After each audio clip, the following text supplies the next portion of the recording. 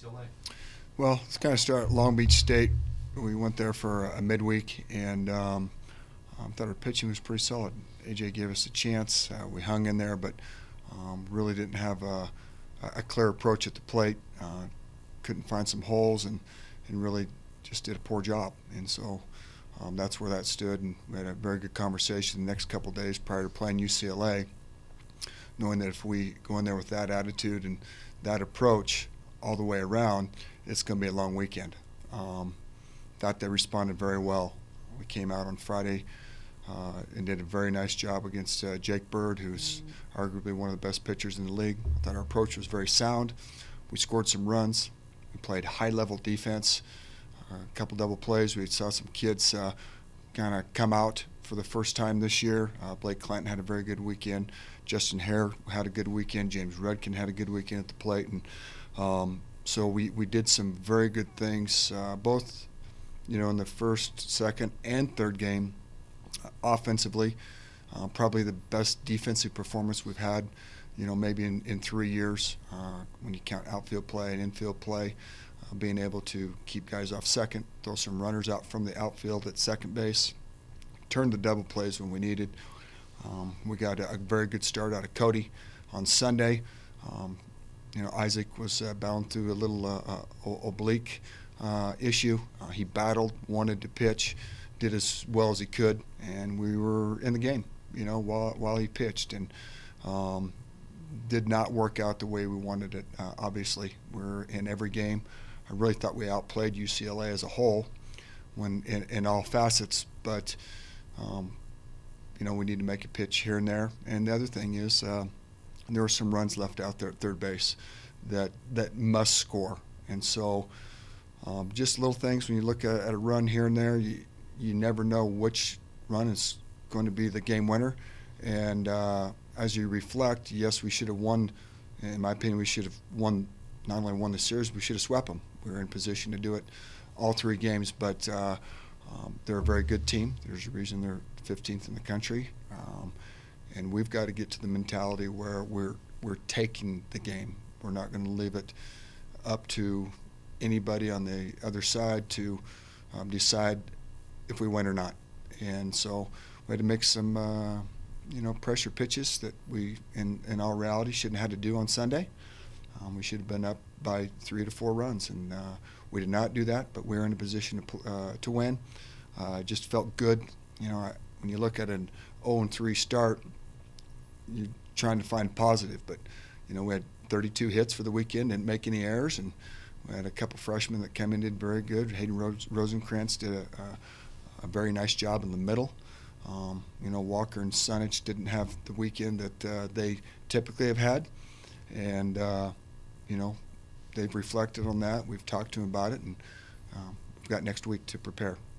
You mentioned the offense. Justin Hare with a monster weekend, a couple long homers. He hit a homer in all 3 games at UCLA, and then Blake Clanton homered for the 3rd straight series. What have you seen from those guys to kind of get clicking? Well, it's a mindset. They've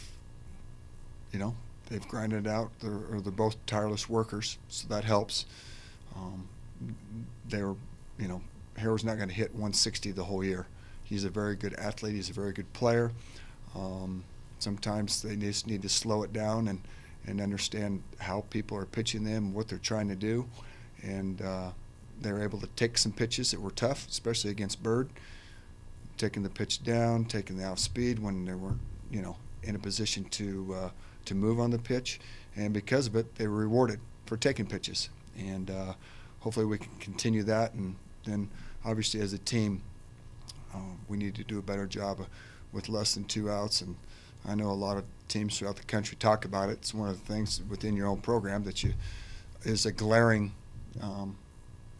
stat that you see. But we have to do a better job when we have that, because we had a great weekend in a lot of ways, but it's still 0-3, and so that's unacceptable. You mentioned it a little bit earlier on the mound. Senior Cody Anderson, the lefty with the long hair and the mustache, worked into the 8th inning again. So, what's it been like these 2 years? How important has he been to the staff, with so many new guys learning a new role? Well, the one thing you can count on Cody is that he's going to be prepared to pitch and compete at a high level. He probably doesn't have the stuff that many of the other weekend starters have in our league, but what he does have is the competitive spirit. He really wants to win. He studies the other team. He knows who he is. He doesn't try to pitch like somebody he isn't. He calls his own game, so it really tells me that he's very confident in every pitch that he throws. Had some kind of squirting balls through the infield, spinners over our first baseman's head, but that didn't bother him. They scored 3 runs. You're going, I'm not even sure how that just happened, but it did. And but he kept us in the game. We were winning when he left, and so if we can continue to get those outings from Cody, it's certainly something we can build off. And then, he's very, very good with our young kids. Talks to them a lot. Kind of a goofy kid, as we all know. Our kids on our team would tell you he's goofy. However, he knows who he is, and he's always talking to our younger kids, and he's even talking to our older kids. Pitches with a high level of confidence, and he really cares. Have you ever been part of a series on the road like that, where there's coulda, woulda, shoulda, but maybe it's almost like you beat UCLA and it came down to the last at bat, 2 of the 3 games, and you come out 0-3. It's almost a strange. How strange is the sensation to have outplayed them all 3 games, but then been on the losing end?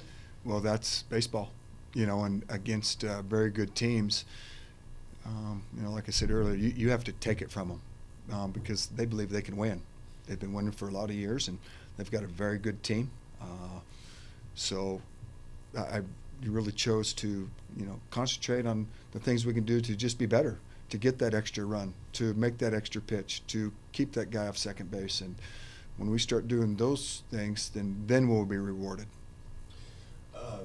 Arizona, a lot of the league actually, it's fun. It was a funny week in the league. In some way, there were a lot of sweeps in the league. Arizona's also 0-3. How much do you make of the Wildcats also being 0-3 and getting ready in Tucson, and really both teams needing a win to get in the league action? Well, they've got a very good pitching staff. Team ERA is a little over 2, and I know Cody Deason has a batting average against him somewhere in that 180. So we're going to have our hands full. They've always played very well at home. They know who they are. They've got a great fan base. They play to their field. They play with energy. They're going to be prepared, and because of it, like we should be hungry for that next game. And it's always a big series no matter what, but we've got to come out on Friday night and have the same mentality, that we had when we went into UCLA, and then take advantage of everything that we can to make sure that the same thing that happened at UCLA doesn't happen at Arizona. Yeah, Coach, you just mentioned Arizona. I guess one thing you mentioned is they're good at home. Is there anything particular you would attribute to that, whether it's the field or their fans there? What's just it like playing down there, and why do you think they're so good at home? This season. Well, I think playing at home has its advantages everywhere. I don't know of too many teams in America that really enjoy coming to Pullman to play. That's because we play good at home as well. Doesn't matter the weather, doesn't matter anything. We just play well at home. I think they've got an offense that has some speed. They've always had right and left-handed hitters. They play fast. You have to prepare for a lot of things, whether it be the running game, the bunt game. So you kind of have to be on call for everything. Their pitching staff has done a tremendous job this year. They pitch a lot of guys, after their starters. You see, I think I saw 18 pitchers that have actually pitched this year. But you see about 5-6 guys that got a majority of their innings. So we're going to face a right and 2 lefts. And, they've done a nice job at home for quite a while. Yeah, and again, you were talking about them a little bit. When you look at their, when you look at their lineup, who are a couple guys that just really kind of stand out for them, if anybody, and I mean, who's just going to be the biggest ones to watch out for? Well, Cody Deason comes out on Friday night, and he does a good job. He throws strikes. He commands the zone very well. He competes. He takes some deep into the game. Offensively, Salazar's a very good catcher. He's, I believe, leading their team in hitting right now. Cal Stevenson's an outfielder that has done very well the last couple years. Rivas is back. The Cannon kid who plays short is back. They have some kids that haven't started, hitting quite like they can, but we know they can hit because they've already done it. In a similar situation is where Hare and Rudkin and Plough were, is that when you look at over a course of history, they have done it. So they're waiting for that right time to open up and be who they are as well. And I think our batting averages are similar. Our team defense is similar. They've got, on stat-wise, their pitching staff shows a little bit more as far as their earned run average and Ks and base on balls. But, it's just one of those things. If we can continue to grow and learn from the series we just had, then we're only getting better. Every series that we've played since we left Alabama, we have only gotten better, and I expect our kids to do that this weekend. Yeah. What was kind of just the team, after this last series against UCLA, what was kind of just the team morale like, or team kind of just mood like, knowing, like you guys, like you've been talking about, is that you guys probably should have maybe swept them, and does that give you guys kind of a positive mood, or coming away, or was it still? What was that like? Well, the mood should be very painful, because losing is painful. If I did not see anybody smiling or cheering or those things, as we went back on the bus, I saw some people that were very upset about themselves and as a team, and that's what we're trying to get to. If it was any other way, I'd have real cause for concern. But our kids show some grit, they show some toughness, and they believe they can win. We just need to do a couple of the little things better that have turned into big things, and finish out games. That's what we need to do. Yeah. So as far as Rudkin, I know at the start of the season he was maybe in a little bit of a slump. I don't know. What have you seen from him? Is he still maybe expecting a little more out of him? Has he improved a little bit kind of from that start of the season? He's improved from the start of the season. I think he hit 330 this past weekend.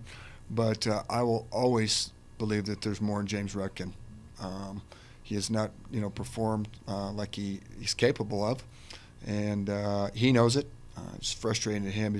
He is a competitive kid, gets down on himself as much as anybody because he does want to win, and so the encouragement from us and to inspire him to to hang in there can only help. But if we can get a couple more of these kids going in the right direction, JJ and Plough showed signs of some very good ABs this last weekend.